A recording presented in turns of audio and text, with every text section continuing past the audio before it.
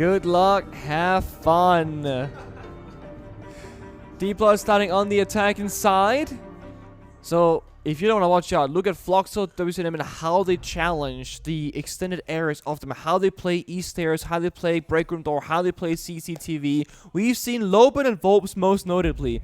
Dude, they are in there. They're spawn peeking. They're running out the doors. They're getting in the enemy's faces. And the thing about Brazil as a region is that they have so many great teams. And for a lot of these events internationally, it ends up with Brazil taking out Brazil, leaving less Brazilian teams in the final, in the top 4 or whatever. It's the same story here. FLUXO W7M, they said, you know what? We can take out Dplus Kia. Yeah. We know them so well because while they are playing in APL, they do spend the off-season in Brazil, scrimming domestically. So they should have their number, have a good idea of how they're playing. They chose to face versus Dplus. It was first pick, but it was between Dplus, Heretics, Falcons, and SSG. So it is kind of a hard choice. Yeah, a little bit. But, you know, you've got like some really strong competition there. Teams like Falcons and SSG, you're probably not, especially Falcons, probably not going to want to pick them. I'm not sure if I want to put SSG in the same conversation now. So. Yeah, okay. But yeah, FLUXO W7M did actually beat SSG. It was their last game that they played in the group stage, but it was very close. Like I said, they lost Border. They 8-6 on Cafe, 7-5 on Consulate. So actually barely had a higher win rate throughout that series than their opponents, despite taking it 2-1. But now we settle in. It's Border. This should be comfortable for FLUXO. They're the ones who chose to be here. Heavy on the traps already. The Nari, the Ella, the Melusi, again controlling the entry areas of the map. Like I said, E-Stairs, CCTV, and Break Room. Try to weaken your opponents, give yourself some information. It's nice. It's an unusual one. Don't see that one very often. It's funny, operators like when Asami first came out, the Nari now, where you have a very flexible gadget you can just toss anywhere, they take a long time to form at the highest level. Yeah. It took Asami over a full year before we started seeing her being used the way that she is nowadays. And once you really figure it out, everyone does the same kind of stuff with it. Yeah. And we can see one of those Denari lasers being used on E-Stairs. Yeah, very loose, unusual way to use his army here from Volps. Rather than fortifying one position, there's lots of traps across the map. The first E1D and the first Dokubi core rings. Actually, no, did Nias cancel that? He did cancel it, so he didn't end up in the end. Try again. Yeah, now he's going for it. Out the logic bomb rings, and Volps getting fried alive. Oh. He's going to burn and eventually fall. Well played with the Capital Fire from Dplus Kia to open the equation. Very well placed fire. He was trying prone to like crawl beneath that little ledge here because I was watching from the E-Stairs window, but because the fire was within a good location, proning meant your feet are in the fire still taking damage. Oh, Loben is cooked here. Crossfire, well played from Dplus using the second of those fires. Despite Nias walking straight into that Denari laser, he's happy to tank a bit of damage if it means that he can support his teammate and find a second kill. This is exactly what Dplus they need, right? Individually, they might not punch back one-to-one in gunfights, but strategically playing together, that is going to be their strength. And good use of utility and teamwork so far has gotten them in an excellent position to take the first round. But this is Border. Things can flip so quickly. A C4 from Paulo getting 1 or 2 kills. Dots of Dota is going for a great swing with a headshot. It can just flip within a moment's notice.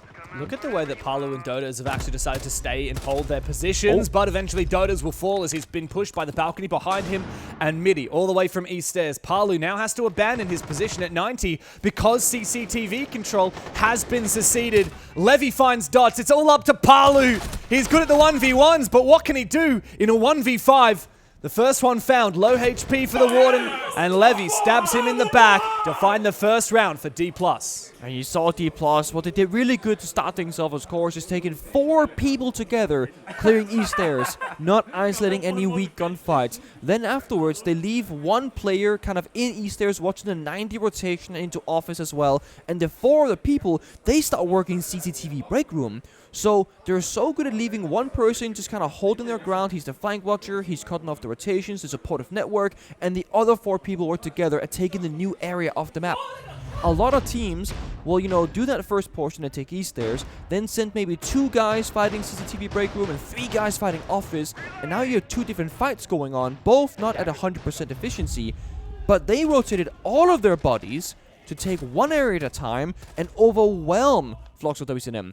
You see when Mitzi got that kill onto Dodes inside of CCTV, there are 2 people right behind him on the door and the window as well. There's so much pressure on a singular player. Yeah, I really like that. Dplus looking very good in their first attack. Oh, yeah.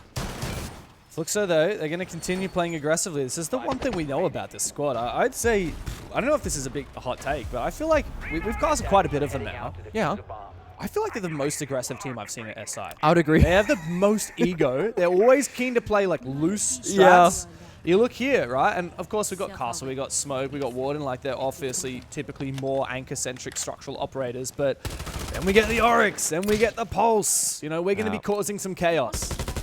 And it kind of, as much as it is their biggest strength at times, I also think it is the biggest weakness of FLUXO. We saw it last round. Exactly. They will overswing and they will just take a 50-50 or what we can call a 30-70 gunfight, not in favor. And all you have to do, quote unquote, all you have to do here with Dplus and their opponents in general is play together and have those two guns holding and waiting, because they will swing you first. I don't think I've seen FLUXO ever fall back towards the bomb site and bonk it down for 5 people. There's always someone dying early. Very nice from Midi. He sneaks into supply. Oh, he's actually allowed to do that because of the castle barricade on the main door, meaning he's not exposed. Dplus are reading really well into this. You just poke and prod here, bait out a swing there, a little bit of a lurk. FLUXO W7M need to start respecting respecting Dplus Kia a little bit more. Same team, 2 names. FLUXO W7M. Oh, freebie. One. He sees the leg. Free kill for Levy, and a second one found. Dots dies without using his cardiac sensor or his C4 to full effect. Another player separated from the rest of the squad in Armory. It is Palu. And, well, Levy's going to find a third. This is dominant.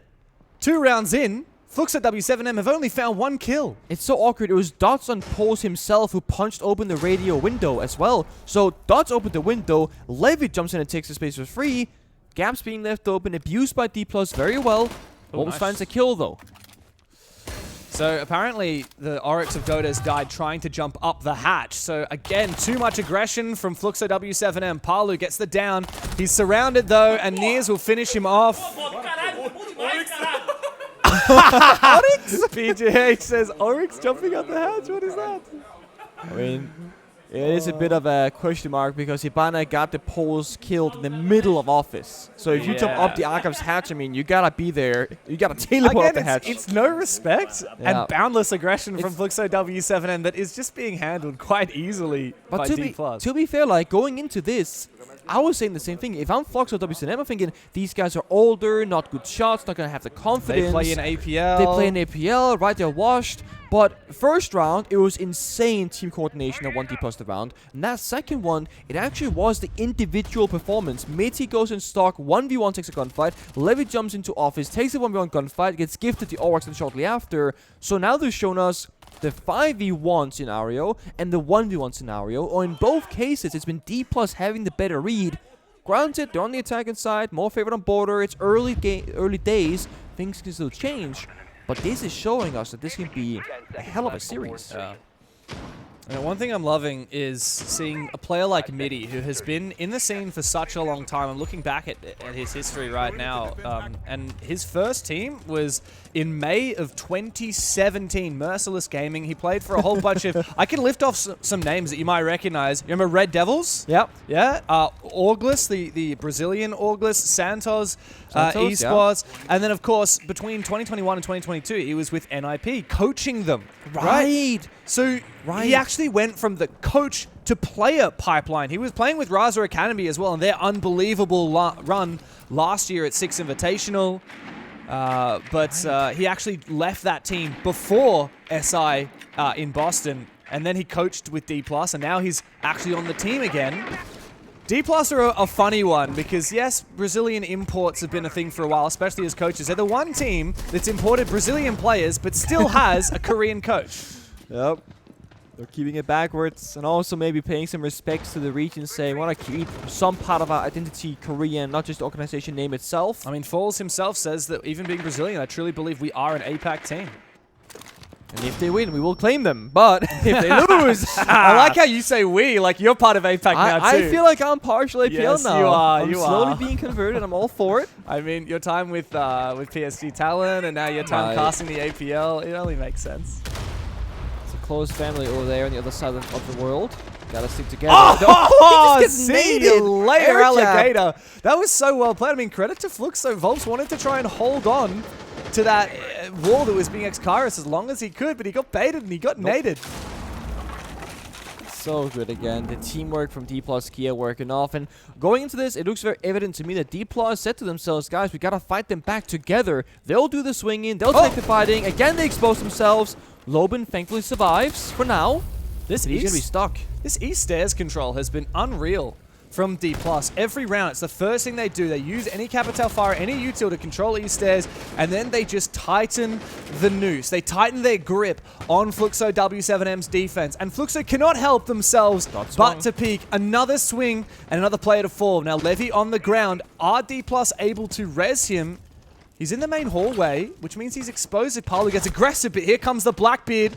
Dotas are taking a bunch of damage, but he's holding his ground against the Blackbeard. Dota has so low HP, but falls, is going to commit to the fight. Finally finishes him off. It's up to Palu once again in a 1 versus 4 as Dplus look for their 3rd dominant round in a row. Nitty will not fall. Dplus are firing on all cylinders. They are giving FLUXO a run for their money. Oh, you need to take a look at that Blackbeard, though. We're thinking fast in window, intrigue, go for kills. He was distracting 3 separate players the entire round, right? The person by armored door, Loben in CCTV box, and the Aruni close by the window. And he's just not ADSing. He's just jiggling, crouching, walking around. They're all so worried. And somehow he still gets the kill when he jumps in, unsupported. It's Dplus again applying pressure in one small area and then having 4 people go on the other side together. And with that 0-3 start, FLUXO W7M will call an early tech timeout.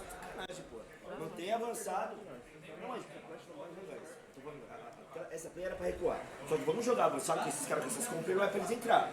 Joga de Joamai na passarela, que você tem biriba pro biriba o Ace e não deixar os caras de conforto. Mas ó, o cara do vídeo vai me fuder, velho. Eu tenho que jogar esse cara, mano. Então, qualquer coisa você pega. Então, mas quando vocês têm essa... Como que o do vídeo vai se fuder? Eu tô lá embaixo, peito, pô. Então, mas é isso que eu tô falando. Vocês têm essas posições, só comunica, mano. Só comunica. Joga avançado, que não tem como eles terem esse recurso todo pra jogar com Ace e Ribana, tá ligado? Pô, não morre pro recurso de capitão, que é óbvio que vai ser Mitrix, etc. Desce, pode os caras descer, se mover, tá ligado? Literalmente.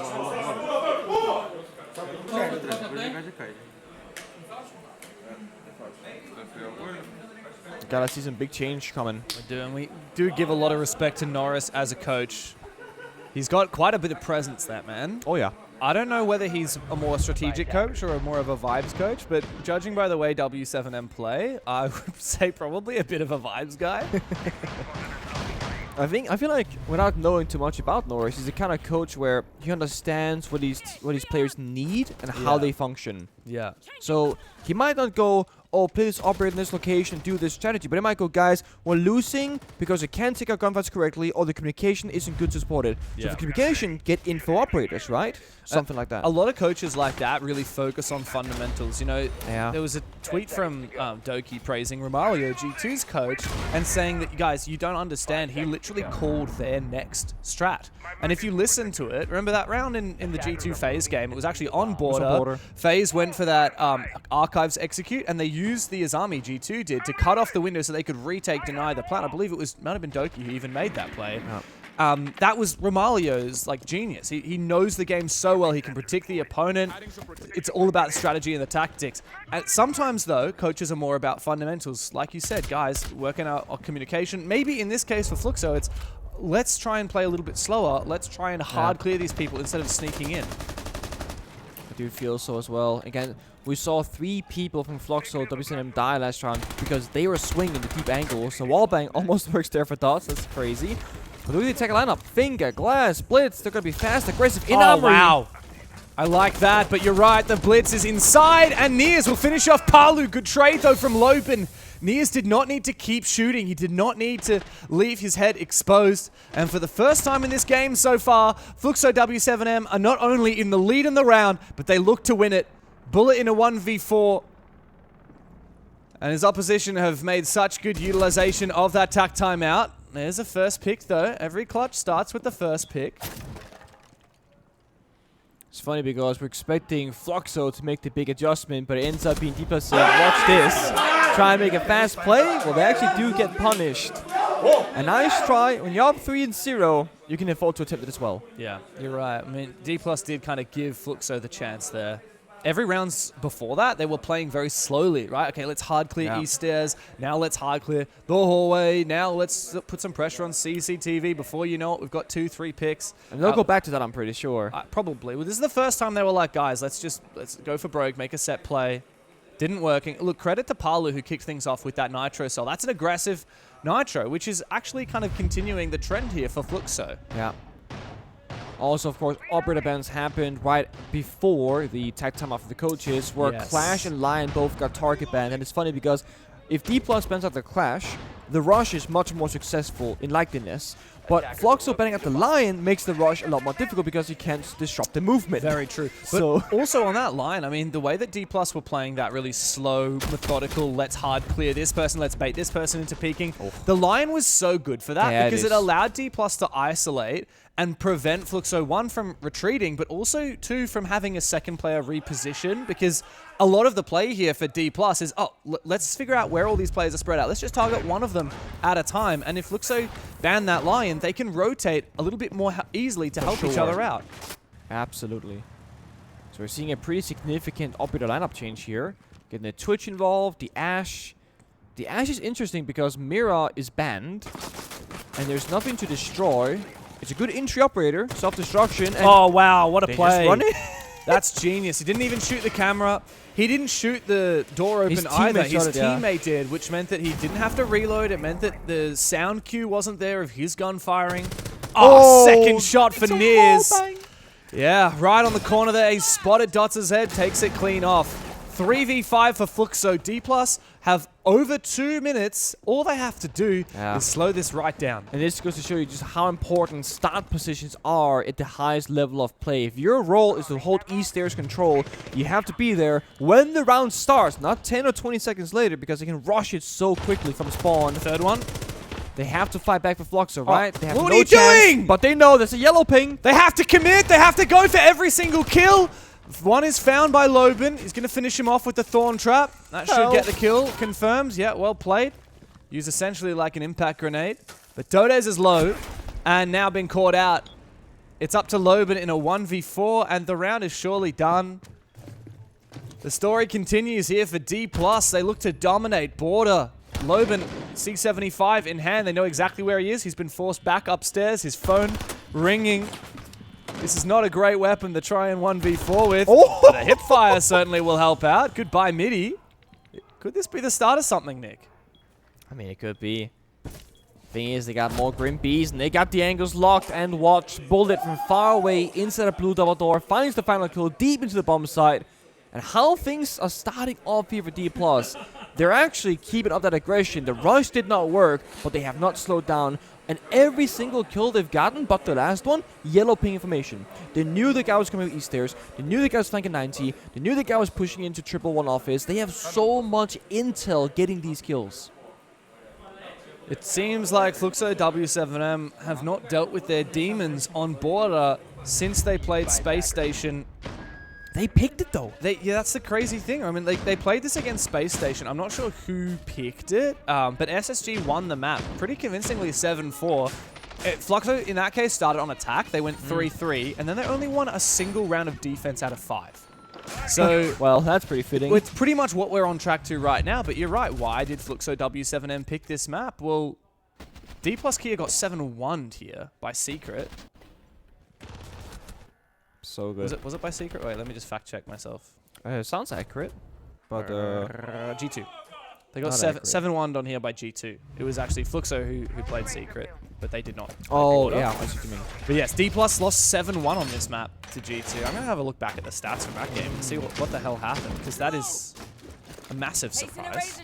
So if you're like a support kind of player here, by the way, the second you spawn, you can actually toss out 2 very important drones. One for the scat of office and that kind of dome on the rooftop, and the other one in the open area right above the switch on the very ceiling. Then you see bottom east, you see all of office, and that's how Dplus can have this info so early on, because this rooftop is so accessible. I have a question for you. Should it be the support doing that, or should it be the entries? Yeah, so that's the thing, right? If you're making an active rush plan east stairs, the support has to be the one controlling the drone. If you're making a regular round play, it's better for the entry to leave the flank drones or the cutwork drones for sure. Because the worst thing is if your support puts in all your pre-placed drones. Yeah, who's entry droning? Yeah, and then the entry is like Right, ready to there go is in the the drone. building, and it's MIDI, so he's got 4 drones. Yeah, so he's perfect. he's the perfect operator to waste a drone essentially up there. Wow, Loban is gonna find one with his nitro. Saldonas holds on a CCTV. Very uncharacteristic from Dplus Kia to let that slip by. I don't know why Levy just walked straight past that window willy-nilly. Worried about the wrong things, I suppose. Armor wall also opened up, but there's nobody there peeking it, really. 2v5 for Dplus looks impossible, but to be honest, if FLUXO start trolling a bit, keep swinging, it will be winnable, but they swing successfully. Volp's pre-fire takes down Midi. Leaving just falls. Still in spawn, by the way. Looking for a way into the map. 1v5. I mean, this would be an all-timer, and I just don't think it's going to happen. With the way that FLUXO play, they'll continue to get aggressive. Flawless round to cap off the half for FLUXO W7M. Much needed. They can breathe a sigh of relief. Losing the half on defense is not the end of the world. No, it's not. And I mean, the bigger question here for BO3s is that who can warm up into the series rather than start fast. Yep. You can sacrifice the map here. Very as long as you much. show up. Well, look, that's what happened between FLUXO and SSG. FLUXO W7M picked border, lost it, won the second map in overtime, and then the third map 7-5. So don't put it past them to make a comeback here. And what's more, Dplus lost to G2 7-1 on this map. They only won 1 out of 6 defense rounds. So we're really about to test Dplus now. They need to win 3 in this half. Ooh. A cheeky little smoke ban. I like that. Could signify some blitz action, fast gameplay, but the Monty Blackbeard ban, I think, is very much well read here from Dplus, saying triple shield, no smoke. That's going to be a tough one. Yeah, but, well, Ying is banned. And Ying is not banned. Glaz is not banned. There's a lot of power-ups. Yeah, a lot of power-up. Capital, Grim. You could definitely go for some rushes here for FLUXO, and I wouldn't be surprised to see it. One of the first games in the tournament we casted was just, I think it was Falcons versus Wildcard, I'm going to say. It was a really amazing border game. And you're thinking, you're going back. Thinking about it. I don't remember who it was. It was definitely Falcons. And there was some incredible rush rounds after that smoke ban. I believe it was actually Falcons who banned out the smoke. A lot of rushes, especially no, it was. on No, you're Vents. right. Yeah. Especially on Vents It's Workshop. coming back to me. Yeah, it was. I remember one particular round where you and me, we got a little bit too excited. It was just the perfect execute. It was like one breach on the Armory wall right here, and a player on Repel who was just contesting all of Armory. Meanwhile, the rest of the squad was dedicated to the Vents push. We could very much see something like that right now. We've got Glaz, Ying, Fuse Shield, and Blitz Shield. Yeah. You could ban out the Blackbeard and the Monty, but we can still bring 2 shields. Yeah, that's the issue with the shield bans and the diminishing return, because now you've banned effectively nothing, plus you've left open so many strong operators. And like I said, with the smoke ban, you're telegraphing this Archives push so ahead of time. A little bit surprised that we don't see a Thatcher, but there's also only one C4 and no other throwables really here for the defenders. Honestly, dude, do we have Volp's turtle plant while the Blitz just sends it and I think tries that's to exactly play what his do. life? Palu on the Locker's window with his Candelas. They should know this because they see so much with the solar scanner. Levy knows where Dots is as well. See the blitz, yeah. He's going to go straight inside. Levy is not watching. There's 2 shields in the building and Dot has to cover. Dots is just looking to distract as much as he can. He's forced Midi out. Even if he loses this fight, it doesn't matter. Midi will take down the blitz, but the plan has been confirmed by FLUXO W7M. Glaz and Ying to create some chaos, and now Dplus Kia, even though they had the clash out of position, it didn't matter.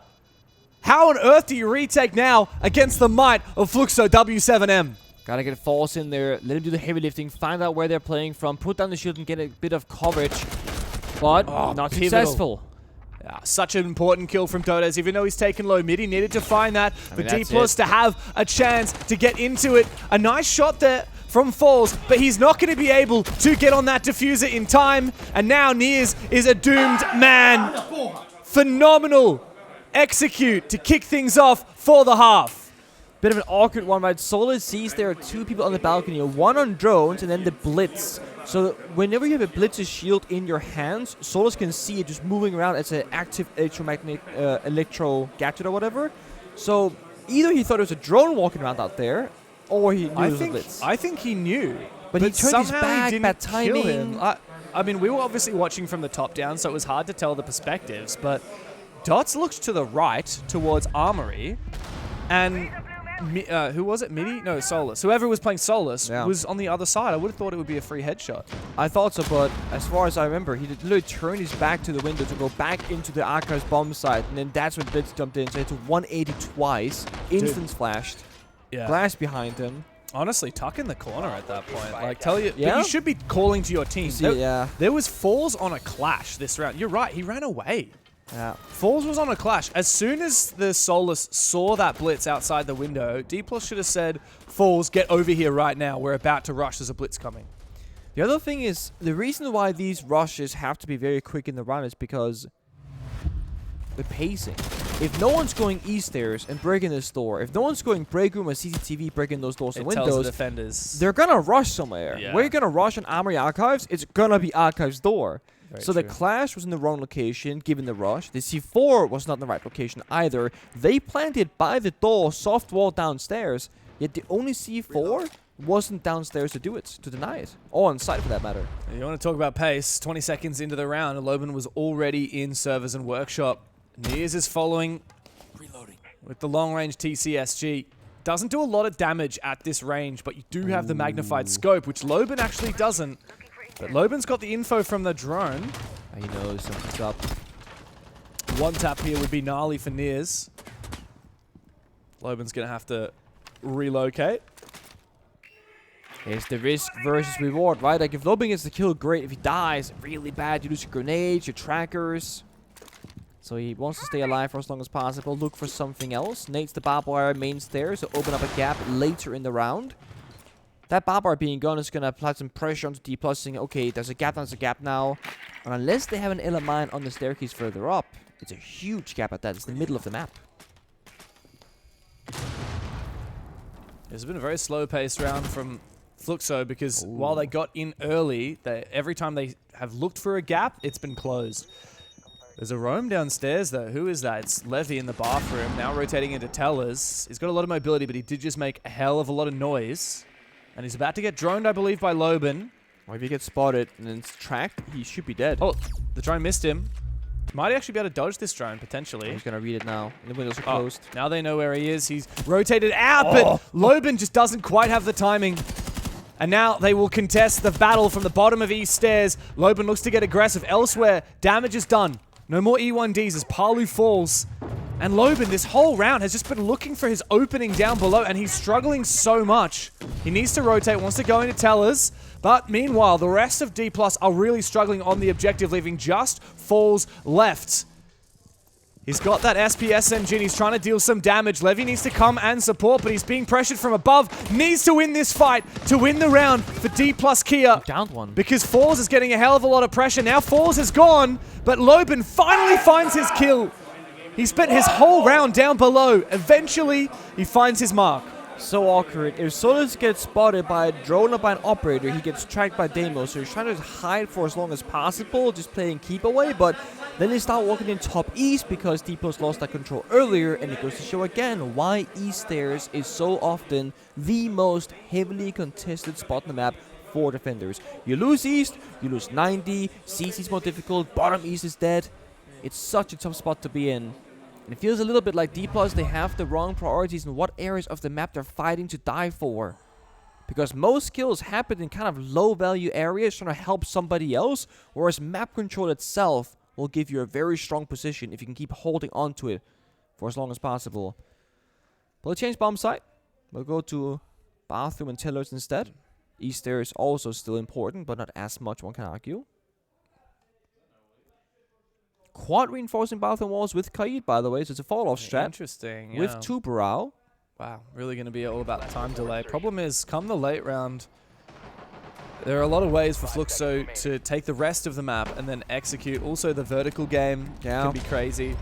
The hope here for Dplus, I believe, is to roam as long as you can upstairs and then hopefully end up in a 3v3 or something like that, because that's when it's hard for FLUXO W7M to go for like a big execute, when both teams are lower on numbers. And you can't fit 5 defenders on this bomb site downstairs. There's so much verticality and whatnot.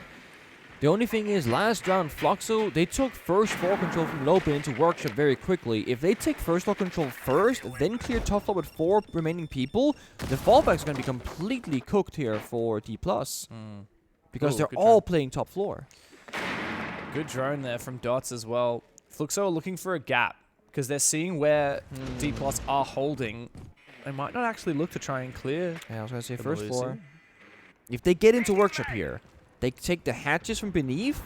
Again, they cut the rotation to fallbacks from Dplus. Problem is, Dplus are playing vertically. We just saw Levy use an impact grenade. He's actually going to fight anyone downstairs in servers. You are right. There's no Claymore. Oh, they got hatch open as well, actually. Oh, it's not free. Oh, it is now. He's going for it anyway. Well played by Bullet.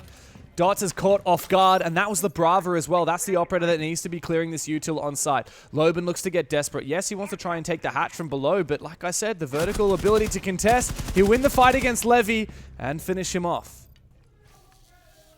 So there's a bit of pressure downstairs. Tracker only on 2 brow. They haven't spotted the majority of these players. He falls back from CCTV, but you're right. It's a very big, heavy vertical hold. The hatch in office open for a fallback as well, but Palu is now also in office, by the way. Palu snuck in. Yeah, and Dodes has also managed to find one as well. Doubling down, Niers will trade. But Palu, like you said, he's deep inside of office. He might find Niers trapped in CCTV with no escape. He looks to fight it out, but he will lose.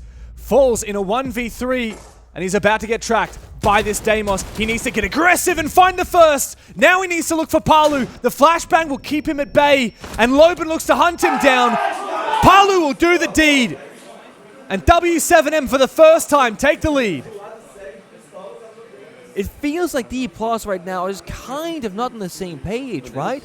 They have the K2 for fallback, office hatch open, and somehow Paulu's in office. He's got the hatch, he's got the fallback. Now they're flanking the defenders in CCTV, but they're defending archives and bathroom.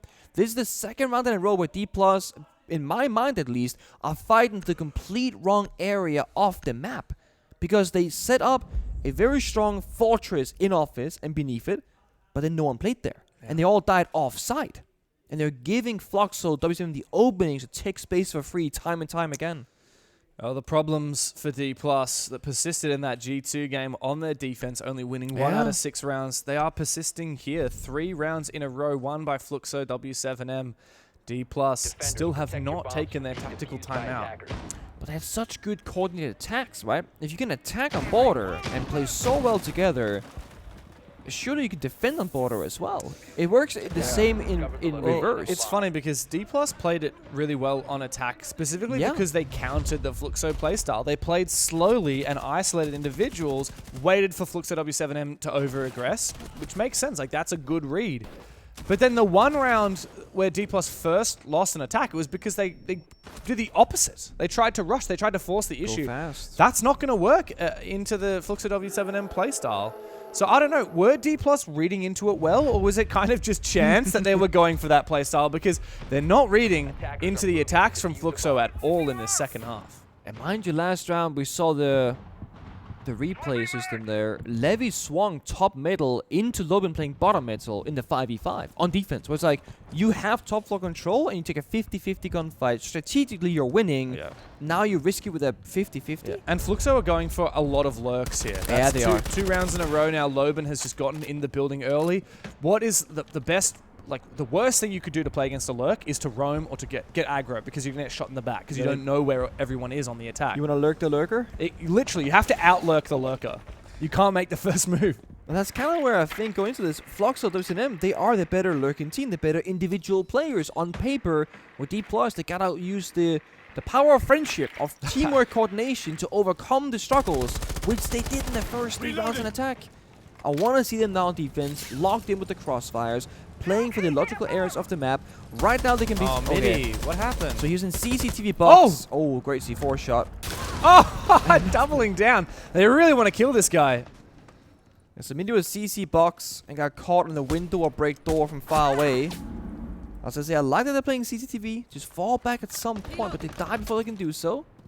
Unlucky timings. But now Dplus, they're so spread apart. 1 person in East Stairs, 1 in Armory, 1 CCTV, and 1 deep in office. So they're playing fully on the vert. Nobody below. The blessing in disguise of losing a player early is that Midi is now sitting on cams. There's Valkyrie in ventilation, in waiting, and in customs. That is so good for 1, the site rush, and 2, for the lurk. But W7M aren't pushing into those spots as of yet, except for supply room, actually. Loban might be about to expose himself to the Valkyrie camera in customs, but he's the IQ, so he's going to counter it. Meanwhile, a little bit of aggression from Falls finds one. He won't be able to find the second, but Volps is on the ground. Loban has to get aggressive, make his way up main stairs. Taking down Nears, looks for a second, knows that CCTV is dirty. They can save Volps to a 3-on-3 with 2 defenders low on health. The issue is Paolo has not figured out Bullet. Oh, has he? Is he He's checked? in the corner. No, he's not going to check. The bait comes through, but Bullet stabs him in the back, just around the corner from a drone. What? That doesn't... That drone didn't see or hear him? Somehow. That's unlucky. Just out of reach, honestly. Wow. But you would have thought if someone was sitting on that drone, they would have heard him. You would think so. You would. Still winnable though, but they gotta find this CC player. They know he's somewhere in there because hatch is closed. Oh, here we go. Levy there. Tucked away in CCTV still, and Volps was low HP. Yeah, and Levy again. They should have known he was in that corner. Dplus finally get back on the horse. They tie things 5 rounds apiece. Next round finds Matt Point.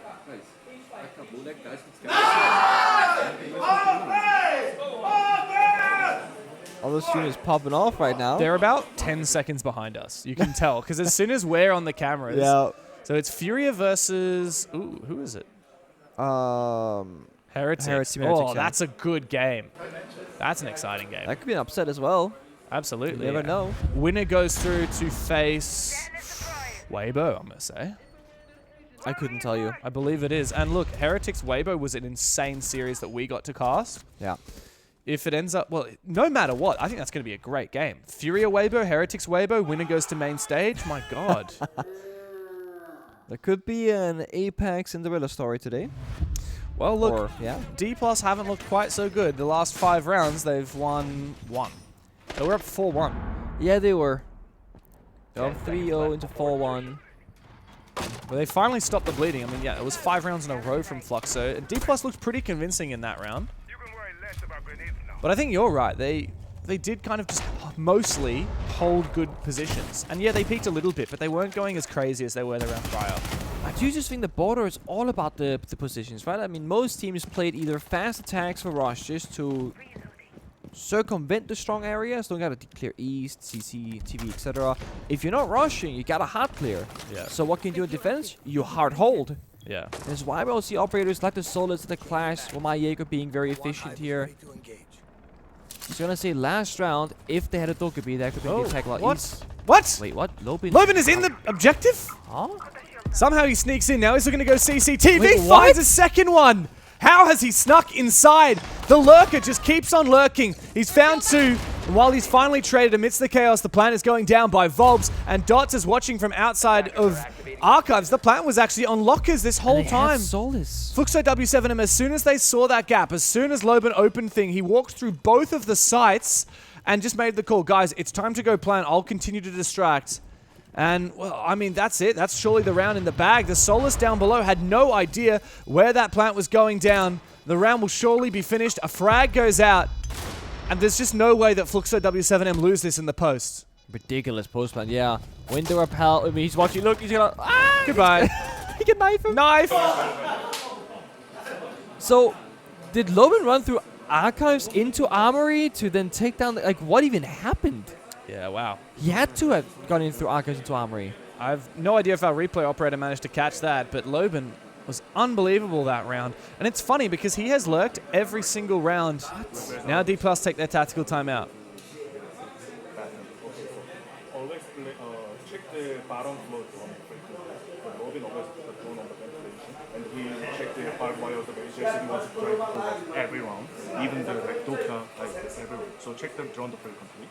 And like whenever they play the armory guy, there's no pressure to the eastern. So we can put the more gadgets on the CC type 1 or Arsenal side. I think we could be like Kubara maybe. So put the Kubara and then counter the Nomad and the Green. Even the Vision would be good. But Vision cannot make a rotation, right? So like can someone make the rotation and we can play the Vision Rotro Alright. Wow. Para. So specific counter-stratting here. Well, I guess we're talking about what kind of coaches these teams are. I mean, PJH was very much, that was strategy. Very much, 100%. It was about both the drones, the positions, and then playing around the Nomad counter here with 2-Brow, freezing it off, going for a run because the guy... I never see that. It's very rare, but it worked really well. Same with like you can mute jam claymores for the jump outs, right? But Not you also anymore. don't see it often. Oh, well, They removed that. for claymores as well? They removed it for claymores. Oh, I didn't know that actually. Yeah. Oh. So don't Wait, try. that's kinda Don't sad. try that in your next game. Oh. Yeah, that was such a fun strat, but yeah, because so they changed how mutes work, and if there's no signal, Oh, yeah, and a it has to claymore signal doesn't something else. have Yeah, to like it's have a internal. signal, right? Yeah, it's yeah, just yeah. itself. So yes, that I was really sad that they removed that, but it does make sense in course. terms of how the gadget works. A mute jammer is not an EMP. Yeah. There's that kill cam. But you're right. I mean, yeah. So what was he saying? PJ said. So the guy outside east stairs break room door applying pressure is always solo. And then We can if they- fight him. Is that if, what yeah, they were if they saying? bring the Nomad, just bring the 2-Brow so that you can counter and go for run out basically. Well, there is... Yeah, okay. So if they're going to try and air jab off the Yeah. run out here for midi, he can use the 2-Brow. He's also just got a DMR, which Yeah. is good for the long-range break engagements. Exactly. And they mentioned that they always drone first floor. And he mentions about like looking for them or something like Yeah. that. It's hard to hear. Which Well, is true because Loben is lurking first floor every round. Yeah, we also didn't really talk about the operator bans, but Loben's Oh. Deimos finally gets taken out, but he was so good on the Dokkaebi last round. Now he's really good on the Twitch. I mean, he's just going to clear as much util as he can, and then he's a gun for hire. I mean, he finds the one Kai Claw already, some default cams. And also, just mind you, all that area, there's no defenders. That means they're somewhere else. That's also information, if you will. Yeah, it makes FLUXO wonder, if there's not much happening on site, can we rush? Yeah. It's that, and of course, first floor should be relatively free for the taking, because if no one's downstairs, they gotta be upstairs. Yeah. But I mean, this is the thing. Dplus said PJ said every round, Loben has a drone in vents Yeah. at the start of the round to enable that first floor lurk, which is exactly where Volps has already gone. So, like, Dplus here are reading well. I'm not sure they're playing super into it. I mean, the Solus is playing in east stairs, offices, not finding any of the drones, they're not having any verticality towards Yeah. ventilation. Levy has no vert. I'm trying to say, you have DMR, 2 DMRs and 2 shotguns. A few holes in armory to look into workshop ventilation can get you very far, but Second Dokkaebi call already. that's very early. Volps is making his way up the main stairs. He's inside. He's into the crossfire, but Bullet covers. That Banshee just bought him enough of a sound cue to enable Bullet to get that critical kill. And with another trade, FLUXO are fighting from behind. Loben is not inside the building. Dots is the only one, and he's in break. There was a player in CCTV, but it looks like Dplus have pretty much abandoned that position as soon as midi has fallen. Feels like that entire push relied upon Volps getting that backstab kill to CCTV. Loben's going to do the same thing. Yeah, try it again. I mean, the bench is gone this time. But so is the player in CCTV, and Dplus, look at them. Everyone except for Levy fallen has back. just fallen back. As I say that, Levy falls back as well. Takes a bit of damage on his way down. But Dplus Kia, 40 seconds left, have now just retreated to the ground Good. floor. Finally, they fall back. They got, you know, the crossfires. They got the kite as well. One kite claw still alive somewhere on the map. But this customs player, Bullet, he's isolated. Oh, He'll go bit down of damage. first. Oh, a lot of damage. Palu's on the floor as well, as Dots has snuck into sight, but he's not supporting. He needs Loben to come over and help, and tucked away in the corner is Falls. The perfect anchor for Dplus. Loben's picked up Palu. Now the two of them have no choice but to drop straight down the hatch into the waiting arms of Falls. Dplus Kia pushing us into OT. Let's go. It finally works out. The fallback that I've been wanting to see for so many rounds, they finally did it. And 1 second longer, they would have lost some players. Right? Melusi dropped the hatch and got shot on the way down, but just barely survived. You're right. It's really good. Straight after the tactical timeout, look, we said that they didn't necessarily play into everything PJ said, but man, they did play that so differently they than did. every other defense so far, and it was exactly what the doctor ordered. 100%. The only thing I think here for min-maxing purposes is Dplus need to apply a bit of that vertical pressure. If you're playing roamers on the top floor, regardless of the bomb side, as I said, one shotgun hole in armory towards ventilation, one towards workshop, and just a little bit of that bottom floor pressure, because Loben or Volps is going to roam beneath them. Like this right here. Great vertical hole, right? And now granted, the bomb side is beneath them, so they will do a lot of that.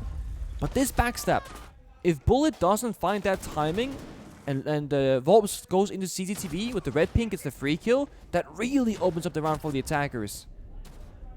So it's these one gunfights here, one gunfights there, deciding so much on the entries, and the entrying has been the most important thing for both of these teams on the attacking side. So can Dplus now, staying on defense, shut down the entries? Can they find those lurkers from FLUXO W7M?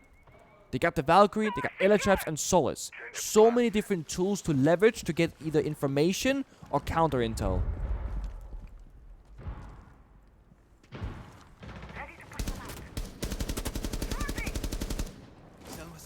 The question is begged, where the hell is Loban gonna lurk this time? We have Lurky Leakafat, we have Lurky Loban this game. Every single round, he's looking for a gap, he's finding it. Now he's droning down. He wants to be careful of CCTV and supply and customs, I should say. That's where he was droning at the moment. He's now droning up customs. More drones come out from Palu. Look, I will credit FLUXO. They do so much preparation before they go for those lurks and these explosive executes. No, like we said before, right? Like they drone so much off the map that they know what is clear, which means they know what isn't with a high likelihood. Yeah. Sometimes by finding out where the enemies aren't playing, you can deduct where they will be playing. So it feels like Loban just hears, that's clear, this clear, that clear, goes, okay, so they have to be in CCTV then. Yeah. But this has been the slowest FLUXO round so far, I believe, because no one's applying any of that real pressure. It's all Phantom. They're deep outside Arkham window. Oh, unfortunate. Breaking ease. Risking the barbed wire. Worried about aggression. Dplus are playing so much slower this round. They're not peeking, they're not re-aggressing. It's classic overtime, isn't it? Late round, though, they could get really aggressive. Well, Bullet is going to find one on the Solus. That's outside Easters. That was an aggressive peek. In the late round, keep in mind, Midi can jump up hatches. We've got Levy for information. Yeah. But also, mind you, Bullet is like the most valuable player here in terms of operator. He's able to find out where the plant is going down, but this is the thing. Levy and Valkyrie is actually by the bomb site. Normally you play 5 people top floor, Solus has to find the plant. Because Levy is turtling on the site, it can free up Bullet to help the roll more aggressively and look for these kills. They're not depending on one person. Yeah, well, Loban is the one that needs to be the first one to entry. Hello? Spots out the first of Nears, looks for a little bit more.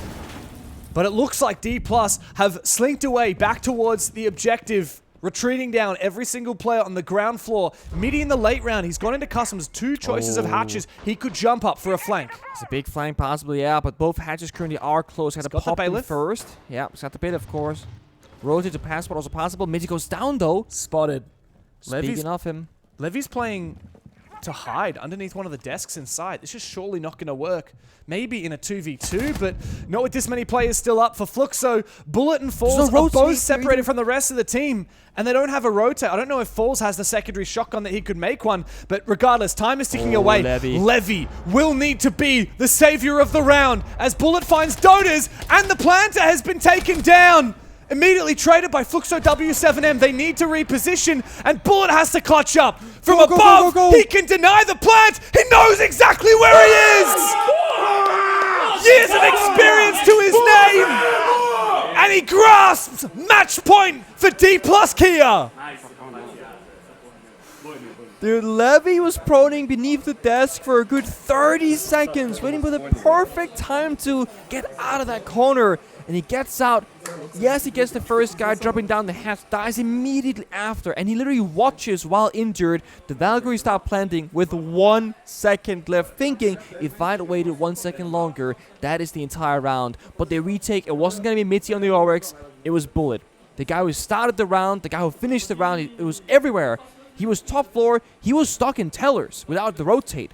I guess he went out the window, up east, back into top floor somehow when he heard they were dropping those hatches. Perfect timing. Good read. But now things, they will flip.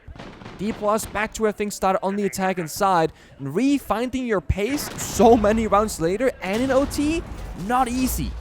But if they played nice and slow, like they did in the first 3 rounds, I genuinely believe that is their best shot at closing this here 8-6.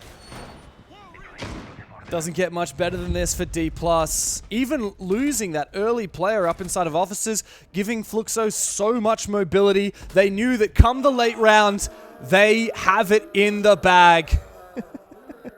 We're seeing some energy out of the Brazilians. We're seeing PJ clap his teammates' hands and say, we know exactly what we've gotten into. the most aggressive team at the tournament, FLUXO W7M. One of the scariest rosters. You've got Loben lurking, you've got Palu clutching, you've got Dodes fragging out, Volps getting in your heads, and Dplus say, we know how to play. We can fight fire with fire. And you have Nears and Kali. Oh, yeah. He's in the tower outside, watching through CC window if he wants to when he stands up. Right now he's giving information though. The vertical player, the yellow pick inter confirmed, called with the drone as well. There we go. Again, that drone in prep phase gets you a free kill. Now you have Kali on the most uncontestable angle, shutting off the CCTV crossfire. So if anyone walks from break room into CC not using that 90 rotate, they will die. And no one's going to expect a Kali in the tower because no one plays Kali in the tower. But I don't think it's going to work. no one's really going to walk in there, sadly. But look, But imagine you did. That's such a tilde, right? It's overtime. You're down 6-7. It's just high risk, right? You You're get one tap by far Kali. from doing anything. Oh, that's an early kill. Well played from Dots. He uses those thorn traps. Midi snuck into the building. He's also been affected by those thorn traps. This recently buffed trapping operator seeing a bit of success. You need the Kali. There's a shield in East stairs. They can't clear it. Kali's in spawn. You lost a player. And yeah, Nears will leave that West tower. That's the risk. You can't sit in the West tower for that long. Yeah. Also, I feel like half. when you get that first pick from the pre-placed drone and break door, that kind of actually ruins the play of the Kali because now they've lost bodies. Now they're going to rotate around comfortably because they don't have so much pressure. So instead, break room door, fishing for that peak. But again, the FLUXO aren't going to give it to them for free. They got to force the issue. That's where they got to see the Capitao come to action. Another thorn trap goes out. Wow. Does about 20-ish damage and a no sprint debuff for 12 or so seconds. It's a lot of activity out of those thorn traps, though. Yeah, 2 for 2 so far. And Dots has shotgun in offices. He's Oh, playing please on do this not window. do this. This could be a critical kill, and he finds it with the M870. Out comes the C75 as Dots looks for a little bit more. He wants to push us the distance, but Falls will shut him down. 3-on-3 for Dplus. The issue here is there is no hot breaching, so you gotta work the soft walls. One smoke, one fire from the Capitao. Gotta make good use of it. It's a lurker in the corner. Bullet has a good idea. 2 players, in fact, in CCTV. They're snoring by the bombs. It's just Palu. Side is super vulnerable, but they have no idea. They have checking for one of them, but they don't realize there's They're not 2 gonna think players there's 2 people. in this corner. And that might give either Dodes or Volps a chance to clutch up. 15 seconds to play. Dodes is still tucked away. He's making a bunch There's of 10 noise. seconds left, guys. Falls isn't overcommitting here. Falls is in the room. He's on the diffuser. And while they find one, they are not going to have time to get inside and plant. It's too slow for Dplus. And FLUXO W7M rocket us to a 15th round. What? There's 10 seconds left. They're firing off CCTV half desk and looking for kills. They knew one player was in there, had no clue exactly where. Fair enough, okay? Had they known both were there, I'm sure they'd have pushed the bomb side. But they're pushing CC with 10 seconds left! I guess they were hoping to get the kills and win without the diffuser being planted because that's the only way you win that one. But like we said, going to attack after being defense for a 6 round straight fight, actually 7 rounds straight, fighting all the way into overtime, it's very tricky. The pace is so different, and things have changed greatly since your first attack in session and your second. So instead, we go all the way 7-7 back to where they started finding success. This bathroom terrorist bombs at the same exact strategy, right? The 2 Brokaid, the fallback strat, play slower pace. FLUXO W7M, they have 2 ways to pick this apart. The one is if the roam is heavy, you rush the bomb site, you take it quickly. There's only going to be 1, maybe 2 people stopping you, but it's high risk. The other one is you will do what we call the Dplus, the 5 people working together from one side of the building and slowly progressing the map, playing for a late round plant attempt. Because if FLUXO get vertical control, they can deny the kite claws. They got the hatch they can drop, and there's almost no flanks that are really that viable here because there's east stairs and middle stairs. And staircases are tricky. But they have an armor roll, James. They have an armor. What are they cooking? Every single round, Loben has been on the lurk. If he does the same with Amaru, he has the ability to go up hatches, but again, it makes so much noise. He could Also rush, but flying into armor if it's clear. If they drone Aka's armory and there's no one here, you can go in sandwich window immediately. reinforcements. There is a player. Noisy Banshees. That tells you that there is going to be some kind of a hold. Loben is just in position. He could go up in a moment's notice.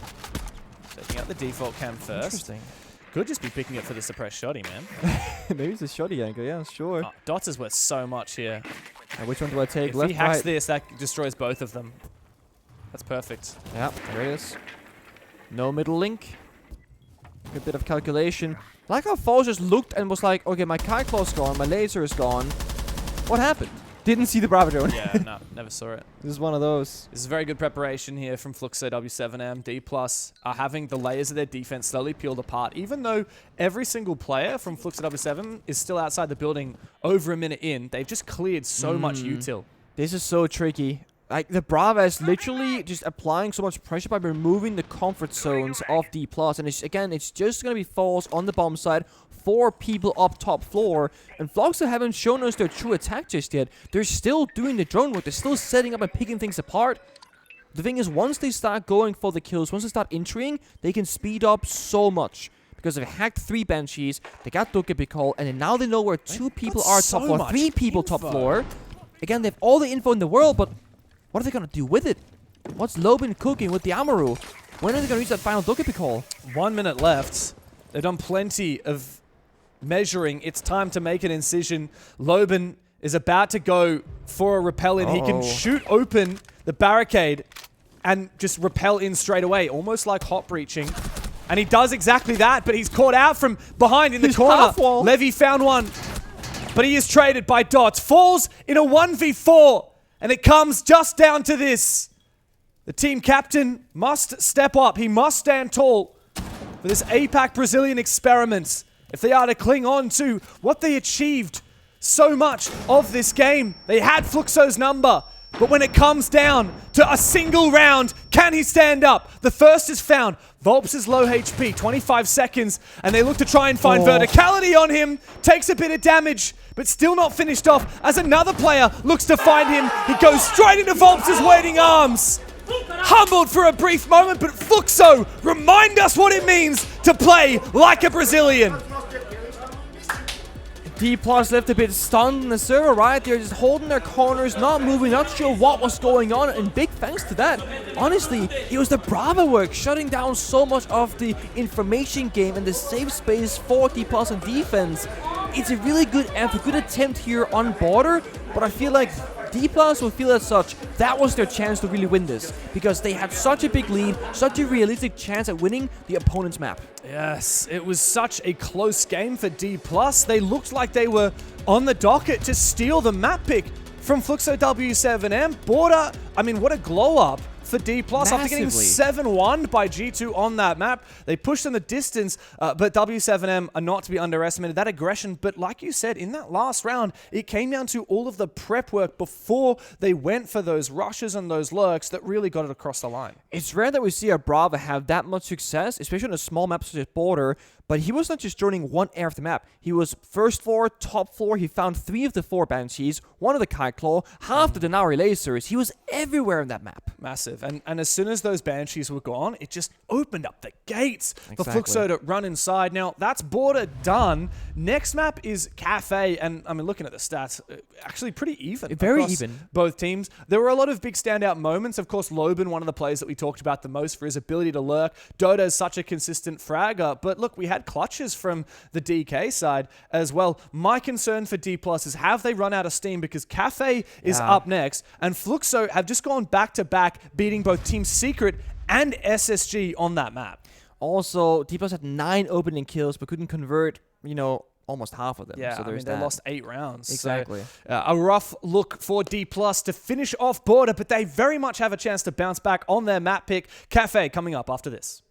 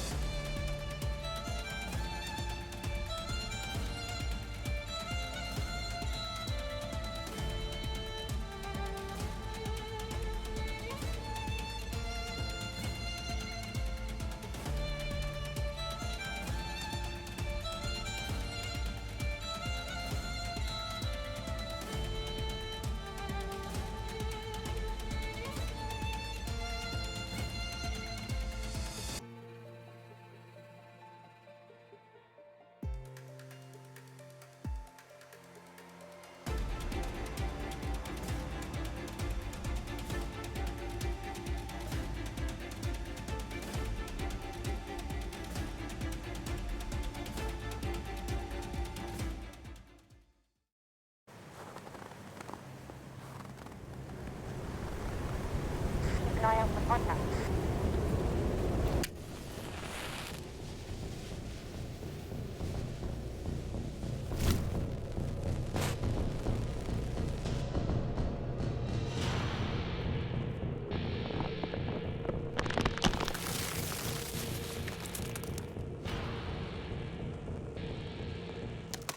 Available now.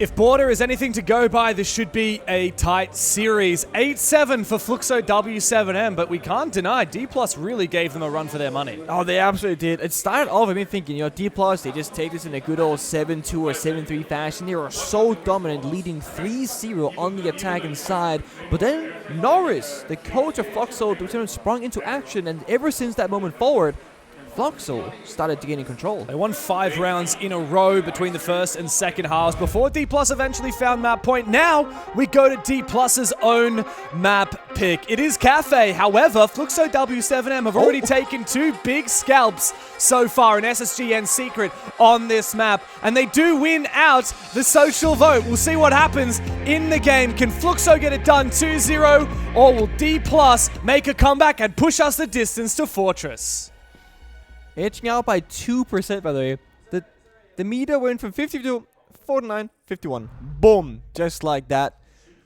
Now, the thing about Cafe, it plays out very differently from Border stylistically, right? Border was about the lurks, the entries, the map space.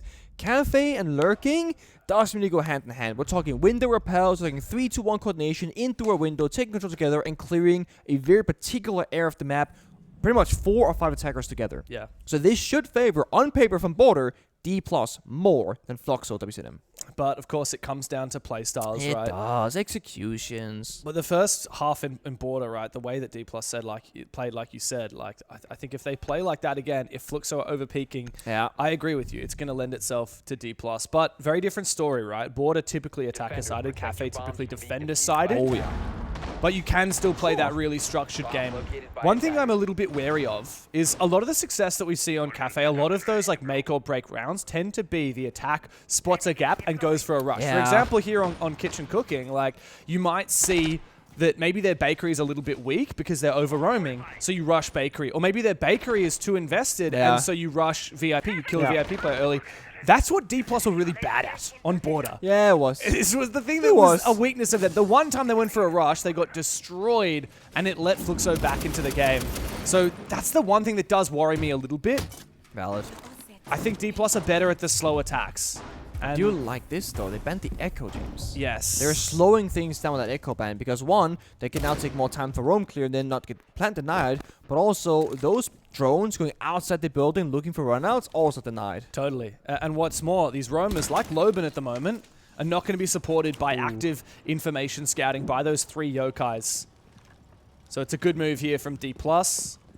What do we think? Is this going to be a map clear? Because they don't have any verticality. I think this might have to be bakery taken. At first, I was thinking bakery because you can close off the single door with the aura gates and jump in, but they also don't have any heartbeat destruction. So, Is it reinforced or is there a rotate? well, the single wall is always reinforced, right? Oh, so of even if, course. I was thinking, you close off the single door, jump in, fight the guy in bakery, or you breach open the single wall, but they're kind of doing a bit of nothing. They're going They're backside. going to take VIP with the Rayora. Yeah, so the aura off in the double window, which can close nothing really of value here, to fair. Because if you close up the door in front of you, you give cover to the guy in bakery. Actually, no, there's one thing you can do. You can take down the, close up the doorway that goes between garage Oh, true, the single door. and whiskey, and that enables the blitz to run in without That's being true. crossfired from VIP. Single double good. Smoke off, push together. This freeze does mute the shield though, so you can't use your gadget for blitz. And can't sprint either. I think that this is fine. I think. they're all lol, they're just rotating. Wait, they're selling it though, right? They're smoking, they're over-rotated now. And they're Bakery still could have a gap. droning it. I actually Bakery gap. I quite like this. We're burning a lot of util for Dplus, and Falls has now managed to actually get into Bakery. doesn't He know. is solo, and Volps does trade. Levy was not in position early enough. He might be able to find one, but immediately Loban retakes small Bakery. Bullets found his, though, on the other side of the map, finally taking control of VIP. So Dplus ended up selling it, and then retreating, and then flipping back again. It's a double fake, and it works out beautifully. Paolo injured on the smoke as well, deep in the bomb site. Nobody can help because the last 2 players are stuck in bottom red and a waiting window. Bullet can single-handedly they cut them both off. Fully have the map control. The bomb site, rather. He saw his foot. He saw his foot. Did he not see his foot? Oh, he did. Just plant here, buddy. Yeah, this is an easy plant for Nears. The cover just needs to come from Bullet. He sees the first one. He could get double swung. They know one player is trapped in Harry Potter. This should be a round in the books for Dplus. Dodas is the last man standing. Midi from Small Bake finds them both. Hook, line, and sinker. Dplus baited FLUXO W7M. They hedged their bets. They went for both attacks at once, and they made it work. That's a pocket strat. That was definitely predetermined because, again, they had no hard breacher and no vertical breacher. So the only way they had to do was a horizontal attack with less than ideal setup. How do you make that work? You do a really wonky attack where you get a good setup. It's so funny because it's like, what are the 3 ways to attack that Bombstone Cafe? Well, you can go VIP horizontal, which usually you would have vert for. Yeah. You can go vert, or you can go bakery horizontal. What did they do? They did 2 out of 3 of them Yeah, they at the did. same time. Just missing the vert player now. Had they had a ram destroying ram Pookie drones in the middle of the round, that's it. That's all 3. No, I mean, it's really well done. And if you're a FLUXO player in the server, and you cast yourself back to Border, you know, that's how they play it, this is their playstyle, etc. You're gonna think, okay, when they're committing to an attack, that's where the push is coming from, because that's what they did on the Border when they were successful. So they sell the fact that they are gonna full commit twice. So good. And Blitz dies first, actually, but it doesn't matter. I think what happened when Paolo got injured, if I had to assume here, is when Blitz walked into the left-hand side and died to the Aruni, the team behind him swung the prepped softball to the right, and Paolo was injured by the window. Yeah. So I assume Blitz died to Aruni, Blitz's teammate down Paolo. Did you say this because you heard me asking the observers how? Yeah. I asked the observer. The observer didn't know, but I'm pretty sure that's what happened because that felt like the turning point. Like, Yeah, I feel like FLUXO almost stopped that bakery rush because they killed the Blitz. Yeah. And they traded back Levy, who got a pick as well. Yeah. But Exactly. because Palu was dead, and because VIP got taken, both of those other defenders that were on red were trapped. Exactly. Paolo getting injured was a huge turning point for sure. Also, if he wasn't injured, then it's still like going to be a 2v1 on site. It's still going to be hard. ooh, I also think he had at least one gas left in pocket as smoke, so he could stall things out further and whatnot. So Yeah. definitely was important.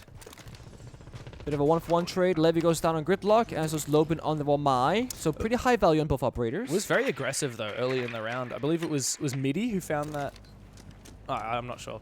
Whoever it was that found that first kill there for FLUXO W7M. Maybe it was Lobin. Either or, yeah. It was Midi's on Dplus, but yeah. I don't know. Whatever happened there, aggression again from FLUXO. Like we saw this last round, they're peeking the piano winners. This is just classic FLUXO W7M.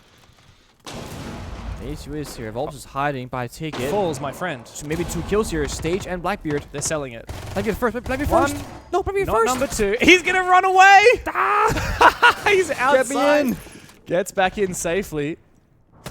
Should he have gone for the Blackbeard Yeah. first?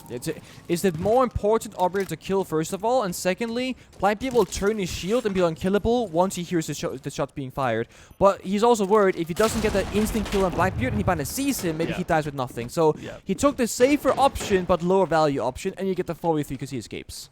So it's okay. But there is no hard breach now. I'm not sure if the piano hatch is open yet. That's soft. Yeah. Ah, rip. Soft but close. They've bugged Blackbeard ram. That's a rip in the chat from FLUXO. If that was reinforced, this would be a lot harder to defend. Of course, this is mining, so once you open up that hatch and train, you this can cut the pulse site is in risking two. everything. Oh, they don't see him? His feet were exposed the entire time, but you're not going to expect a player there. And again, when you're a 3v4 on the attack, you're thinking they're going to play smart, they're going to play safe positions because they're throwing around otherwise. No.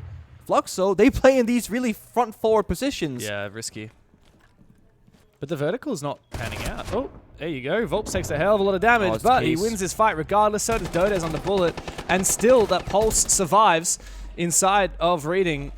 Dplus had a good start to the round, but they could not finish it off. W7M lock in their advantages and reply with a round in kind.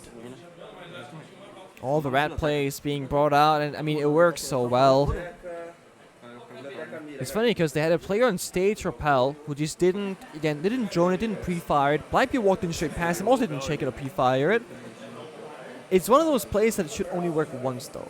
So I feel like the more things you've learned about FLUXO on the defenses, the better it should be for Dplus, because surely that should never happen again. I think it's just a bit of whiplash. Like this, Yeah. we've casted a lot of FLUXO. We know this is how they play. They love to rat. They love to peek. Those are two things they do best. And look, if you've been playing them like every day in a row for a week, then you'd probably be pretty attuned to the playstyle, and you'd probably pretty easily counter it. But because Dplus are going and playing, Black Dragons, then Shopify Rebellion, then G2, then FaZe, and then FLUXO W7M, it means that they have to like adapt to that playstyle. No amount of watching VODs fully prepares you. No, not for this.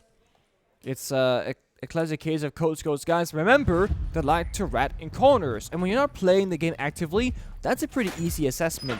When you're in the server, you're worried about the 20 billion other things that Siege brings to the table and the fact they're roaming in those corners. Because you're worried about the step 1, step 2, step 3, the comms are flowing. Yeah. It's a lot to keep track of. You're also thinking, oh, we got so close to beating FaZe just 2 days ago. What did we do wrong against FaZe? Yeah, and you're let's trying to fix learn from those that. problems. And then you're facing different issues against Yeah. a completely different opponent. I mean, FaZe and FLUXO W7M, as far as Brazilian teams go, it's almost the polar opposite playstyle. 100%. Also brings a funny fact about internal and external analysis. I feel like early days Pro League settings, like many years ago, it was very common to just purely look at your opponent. They like this map. When they play this map, they play this style. Let's counter it. And back then, people didn't have very adaptable skills. They had like one very linear playstyle. Nowadays, if you do too much external analysis, well, if that enemy bans a different operator, plays a different playstyle, change their strats. you're completely screwed. That's happened to us so much in this tournament. Yeah. We've even had teams smack-talking other teams, saying, oh, you thought we were going to do that strat, did you? Yeah. So nowadays, a lot of good teams at the highest level look very internal. What can we do, and what can we focus on, and not to worry about our opponents too much. We play our game, we'll be fine against both the FaZe, the Furious, the Falcons of the world. That's right, even at the very top level, the best teams in the world are the ones that nail their fundamentals. Good bait, though. Well played. Levy was watching deep all the way from New Balcony. I didn't see where Dots managed to find his kill. South Rappel. Oh, wow. Okay, a South Rappel's a good kill to find. Yeah. Changes the flow of the round. Good Nitro Cell. A lot of damage onto Falls. A bullet or two into the foot, and he should fall. As Dplus continue to take control of the top floor, but Dodes, he's still the last player from FLUXO looking to hold on to Cocktail. They need to make sure they check this corner. Falls has spotted him, and a nade will flush him down. It won't kill him, he does escape, but that is top floor control now for Dplus. Thing is, there is literally zero plant denial, really. I mean, sure, there's the Goro canisters and then maybe a pre-placed Thorn Trap, but you can just get rid of that vertically, go for a default plant attempt here. Oh! Falls has health, Vertical. but Dots below? What a shot! And Levy was just trying to face check that last corner for Dplus. Nears almost goes down as well. Dot's usually not the one to frag out for FLUXO W7M, but he's certainly helping out. 2 big kills this round. Dplus are struggling to get back into it. Volps will fall. He was in the default spot when they popped the grid to run out of the bomb site again. Well, does they have time? And oh, no, don't peek! No, that's the planter, that's the shield. yeah, this is the problem. I think that's the end of the legs for this round for Dplus. How do they find another kill? They can't safely plant. The retake will be on for FLUXO, and look at them. All 3 of them have taken the perfect post-plant positions, the perfect plant denial positions. Nade goes in. Oh, and they're retaking top floor. That's going to be the round done and dusted. The only way that this happens is if both of these players frag out, but FLUXO W7M play it to perfection. Yeah, this is a very classic problem-solving round that I love back when I was a player as well, because when you're in a 3v3 and reading attack, it happens very frequently, first of all, so you're used to it, but secondly, there are 2 things you always need on the attacking side. 1, you gotta clear all of pillar, that lurk rat spot by the double window where people tend to hide all the time, you gotta clear that. Secondly, you can never surrender top floor control, because 1, if they retake it, you can't plant. And if you do plant and they retake it, the post plant is really hard to play from outside the building on that bomb site. So you really want to have 2 guys below, the Blackbeard, the +1, he can maybe cover, let's say, the pillar portion. The guy in the verticality can cover the bomb site crossfires, and then the plant, quote-unquote, should go down just fine. But if all 3 drop, or you lose the shield player who's going for a plant, the round gets infinitely harder, because you literally should never win in a 2v3, because 1 guy has to plant, and 1 guy has to cover 3 separate angles. Well, it's been 2 rounds since that bakery attack, Pengu, which means we're going back down all the way to the ground floor for this next round. Dplus Kia played it perfectly, but aside from that round, we haven't seen a lot out of them. I mean, it's 2 attacks onto the middle floor in a row that have really struggled. FLUXO W7M built that momentum back up. So they go to the basement. Some things are similar, some things are different. I don't believe we had the Azami last time around. No. Well, actually, we did. Asami killed the Blitz in Baker and died shortly after, I believe. Unless... No, I'm pretty sure, actually. But I don't remember seeing any laser gates, actually, either. So, maybe I'm trolling. Either way. This is a big spawn peek round. So he's baiting the window, and then Valkyrie run out the door to his right, expecting the right swing to counter the first spawn peek. Throws a Val Cam, only lasts for 10 seconds these days. This is cheesy, this is cheeky. Sees the player, do you take the 50-50 here? The red ping comes out, baiting the default cam. Deimos flicked forward, looked at it. Didn't quite connect. But look how much time that stalled out. 40 seconds in, and Dplus have just only made it to the building itself because 3 people were so worried about dying early. That's why that phantom pressure is so vital. And Dplus just need to be careful of that aggression. They are careful, but if you're too careful, You know, waste your time. yeah, and you just don't make it in. Yeah, and late round here, FLUXO are going to be very happy to sit behind those Vulcan canisters. And the Aruni gates, they'll have information from the Valk cams.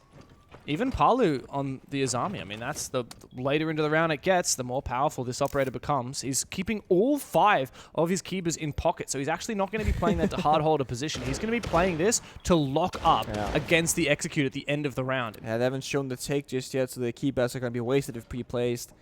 Is this a fake though, guys? Keep that in mind. The smoke goes out. You've seen the blitz. Midi takes down Dotas early. Oh. On that main door. He was there for so long. Finally cleared. The critical play here is Dots, though, but he's used 2 key... ooh, wait, there's a player up above.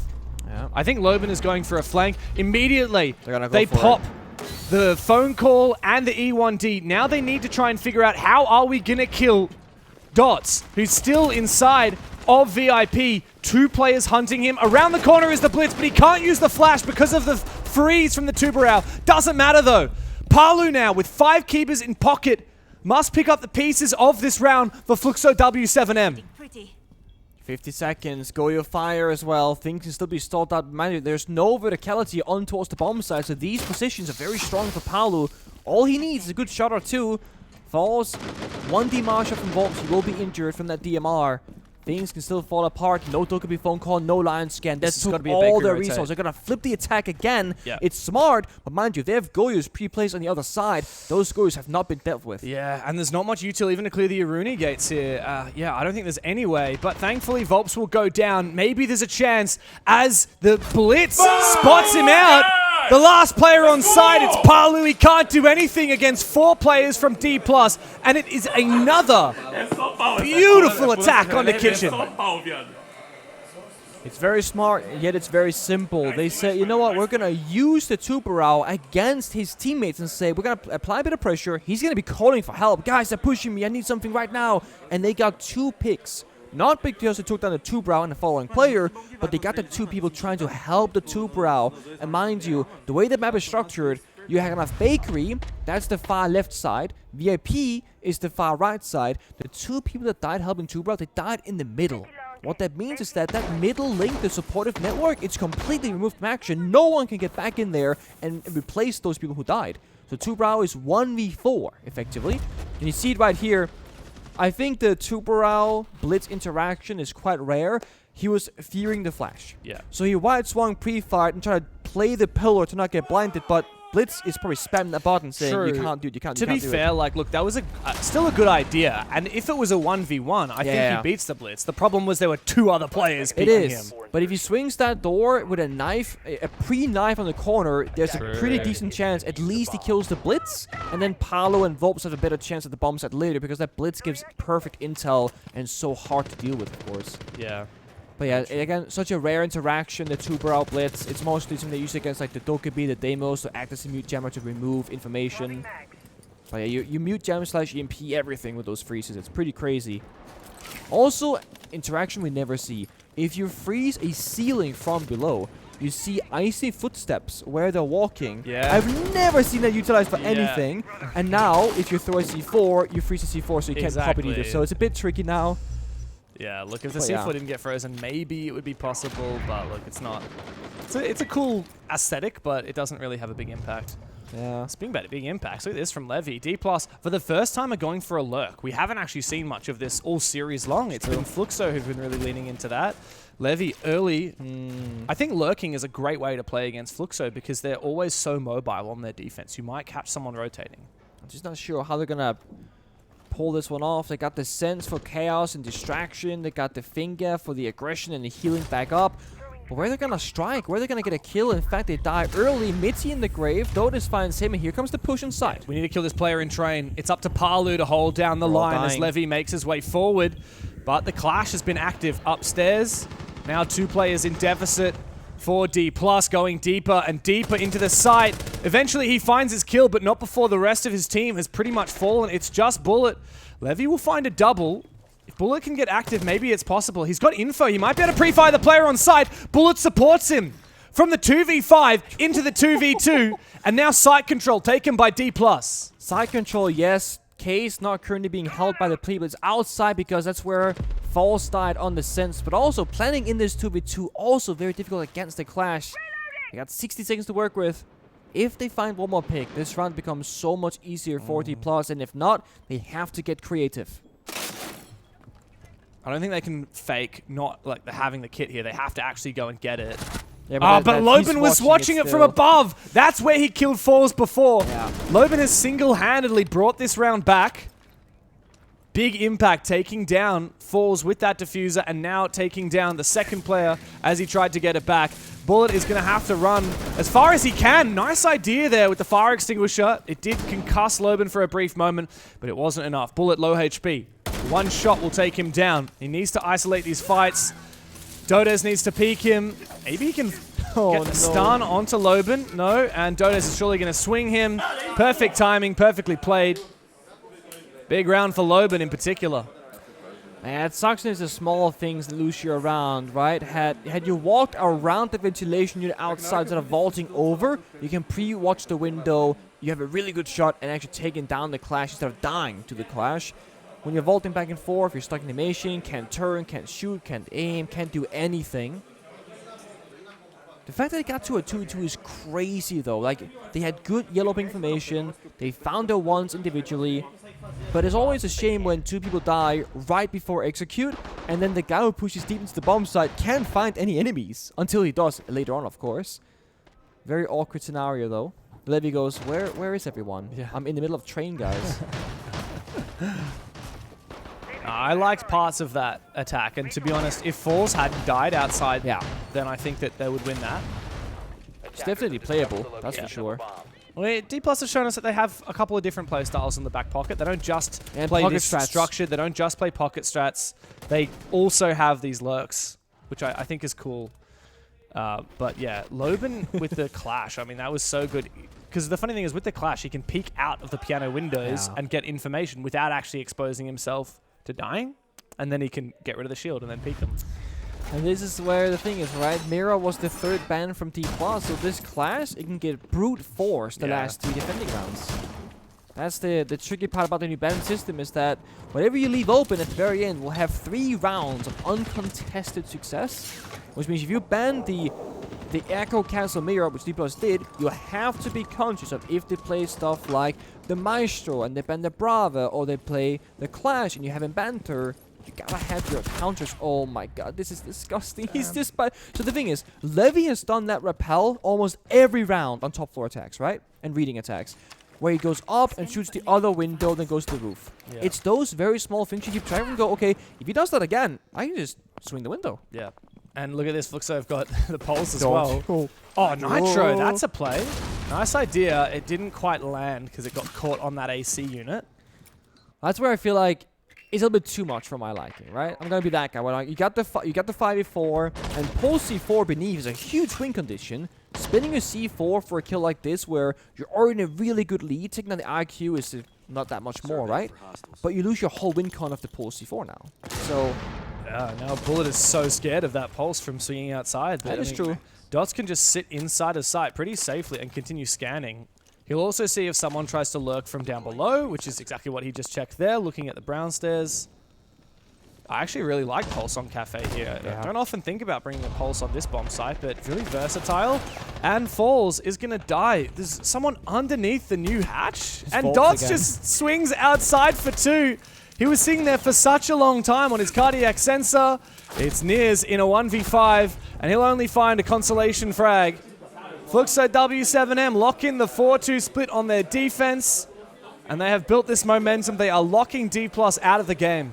I see the vision now from Dots on Pulse. He spent the C4 early so that he can't die with it in pocket because he goes for a run out, right? And he gets 2 kills outside, 1 on white stairs. It's one of those. Can't die with a C4 in pocket if you just throw it and pop it as well before you die. Yeah. It's funny how you can play something as simple as a pulse in 1,000 ways. Like Canadian OG pulse play would have never made that play. No. And the thing is, there's rounds where Dots' play is the perfect one, and then there's rounds where it's the wrong one, right? I also got to give some credit to Dots. He's the one player that we don't talk about very much on FLUXO W7M. He just kind of flies under the radar. Well, he's your Kaid, he's your guy on site doing nothing, and then, he has to 1v4 because the way that W7M play is they usually win rounds really convincingly They're or front lose heavy. rounds really convincingly. Yeah, he's either 1v5 or 5v1. Exactly. So he never gets to see anyone, and his stats are pretty horrific because of it. He's like by far typically the worst stat player on this team. But he's always on the pitch roll, so that's kind of why. But he's been insane there, and I love to see him given a license to make plays because he's always the one sitting on site saying, no, you have to play passive, make sure they don't rush, while everyone else makes plays like this from Volps. Jesus. But instead, no, he's constantly getting information, not just for other people to act upon, but also for him to say, no, I reckon I might run out, find 2 kills. Now Falls, 0-5, having a bit of a tough one, playing some shield, some sense. Not really finding a ton of success. Now he's hiding the Vigil and Freezer. If you're investing this much into the Vigil pick and it's on Falls with 0-5, this has to work now. Like, you need to find some value, some kills, and some pressure in the map if you're gonna do all this. Meanwhile, we spoke about how you can heavy hold certain areas of Cafe and why it's a little bit more strategic than Border, if you will. Piano rather, being a big portion of that, right? You can play the Asami keeper barriers, the mine magnets, you can play aggressive and fall back step by step, and then after that, you have mirror windows and a layer behind them in like bathroom, top wide, that further sees into piano, or even in bathroom in stock actually. So, there is this triple layer, the Asami, the Wamai, the mirror. Now, when you heavy invest both mirror windows in the same area of the map, you could just go on the other side. But that heavily plays into rappels, like this window right here, new balcony, white window, cocktail window. And not every player, not every team are good on the rappels. It's a very tricky mechanic that still 10 years later, people are trying to perfect and figure out. Awkward. Not a lot of people like it. It's tricky. Even with the rappel buffs. Yeah. But what's going on here from FLUXO? They're faking out something. Poking here. There was a Candela thrown into the piano window on stage. Yeah, I think they need to sell a bit of pressure because they haven't done anything for the first minute and 20 seconds here, so they gotta do something to sell it. So Candela window barricade break. It's not like they have any lurks. Well, they have Loban, I guess, is in pillars, but now he's in reading. He's gonna bog below with the window rappel combination. It's a very old school style Cafe attack actually. What they're gonna do is gonna clear out Falls, who's playing the actual perfect operator. He can't get droned. You can't get seen. No more Grim Bees. If they think it's clear and rappel in, Falls gets a freebie. Yeah, and if they know it's not clear, they can't take this execute. Falls also has a good gun to fight the vertical battle here against Loban.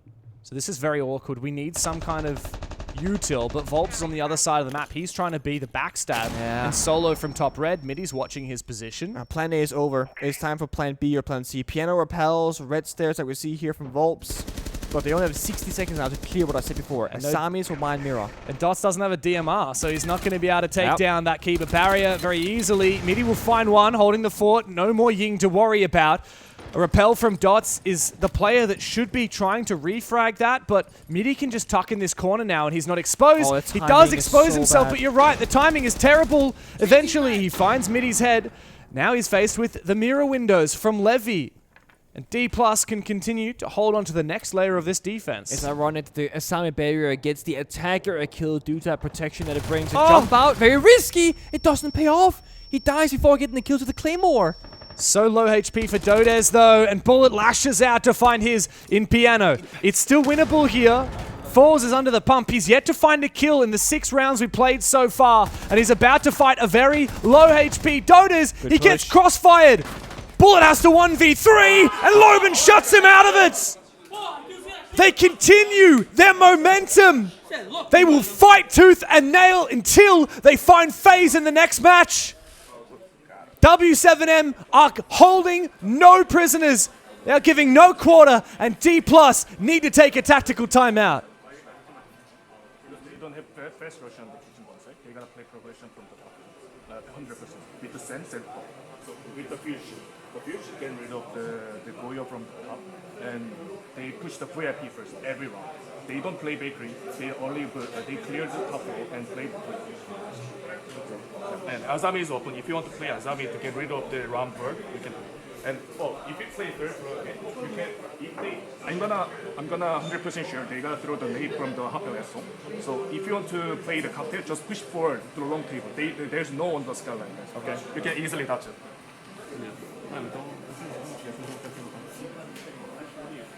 So this is very specific to just one strat, one bomb, so which means outside of this round, PJ cannot really help his team. The other one is, what if the enemy doesn't do what you just said? They never go bakery, they always go backside. So I don't know what your experience was like on PSG, but from way back in the day when I remember we had APAC finals and the Koreans won a few of those APAC finals, I remember the Koreans were always so impressed that they did the most prep from their oppositions of any region. Yeah. Especially the FearX and Dplus. And that's exactly what we just heard from PJ. He's like, they play like this. He's saying, no one plays bakery, or no one plays long bar. You can push this. Yeah. You can push this. If you want to play as Army to counter the vert, they're going to go for the vert. ram. But the problem is, like you said, what if FLUXO change their game plan? What if they don't do that? Yeah, it is a great question. You gotta praise FLUXO here, though. The first 2 minutes, they got absolutely nothing done. In the last 60 seconds, they fully took Piano, Cigar, White Stairs, and they rappelled in New Balk in towards Cocktail for a double push. They got everything done in 60 seconds, and they flipped the attack on... There was a third attempt, right? They started Piano, went Cocktail, back to Piano. And we already see a change. He said they're going to bring the Sense, they're going to bring the Ram. They're playing Bok, they're playing Glass instead. They had Sense the Sense for a bit. They repicked it. Exactly. They might have seen something and gone, oh, they might have to counter answer. Let's pick something else. Yeah. Sometimes when you know what the enemy will do and you go for a counter, if they see that counter, they will therefore change what they were going to do. And now what you have isn't what you think you're going up against. And that's the tricky thing about countering people. Sometimes you want to really sell that you're doing something to force a reaction rather than countering it, hoping for that same reaction, if that makes sense. So let's see it. He did say they're going to progress top floor, walk down, and work freezer back take. And right now, that's exactly what they're doing. It is what we call a default attack.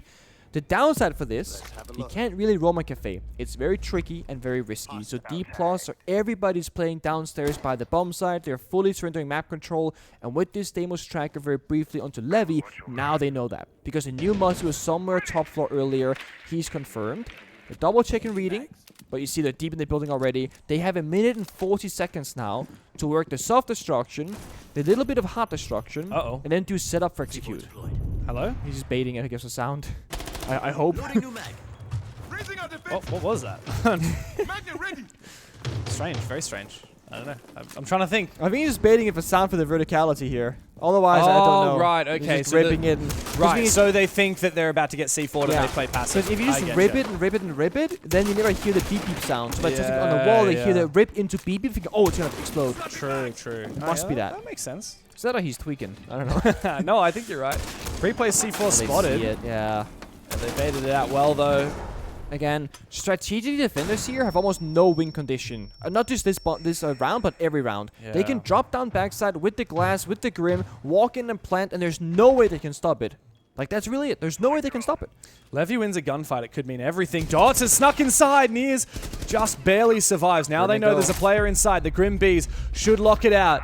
I don't think Levy's going to be able to flank because Dodes is there in that position, and Dodes has just taken him down.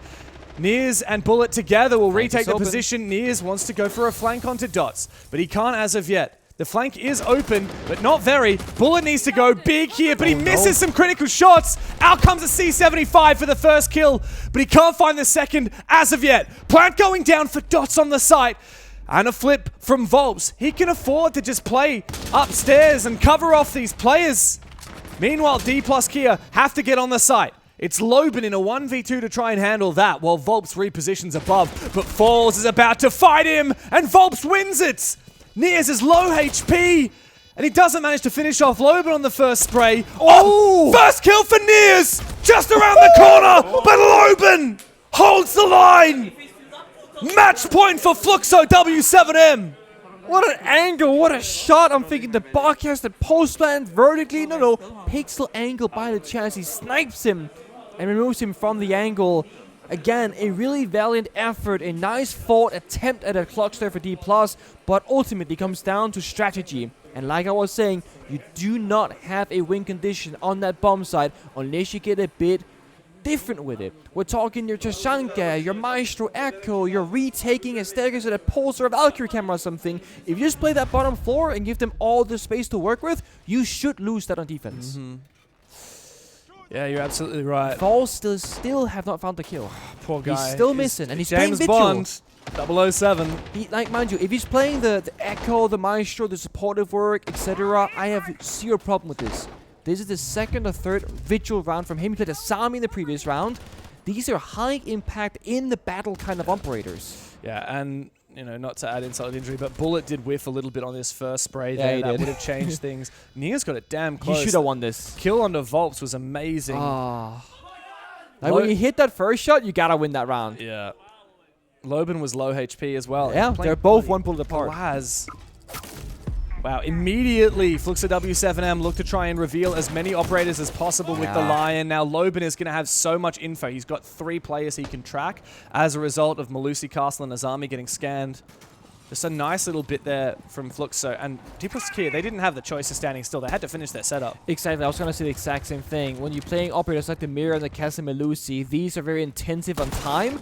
They need to keep going. They can't really respect the Lion all too much. Because then this happens. You're on the repels, you're popping the castles. Now, if you forgot to rotate, forgot a mirror window, you might not get back in position to get it done.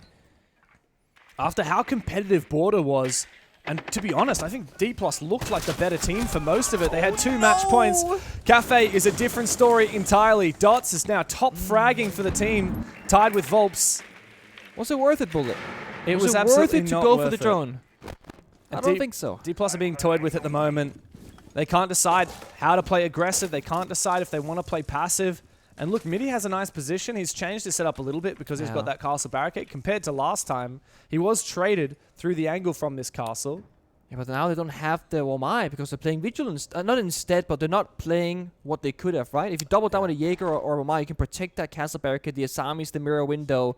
And False did not play this well last time. He did not manage to get a kill. He didn't fight the vertical play. He didn't fight the windows. He was playing scared. You just got 2v1 in the end, right? Yeah, it's From White true. Stairs and Window Repel. He can at least dodge both the Grimsbys, as you can see that not being active.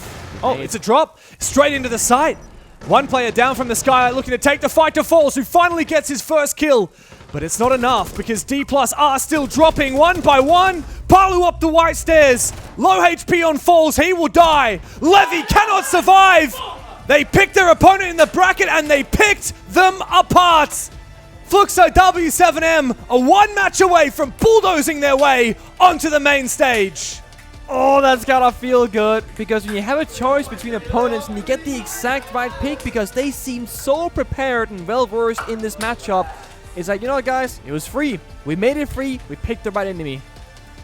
And with that, Dplus are sent into the lower bracket. They are going to have a tough slog for the rest of Six Invitational. The focus for us is going to be who takes that first spot on the main stage. Yep. It's a Brazilian bash. It's FLUXO W7M and FaZe Clan. That'll be later today, Game 3. I can't wait to see if FLUXO W7M can take it to the big dogs of FaZe. The thing is, Dplus, I feel like the errors that they fall short, it's such small margins, but with massive consequence and impact, obviously.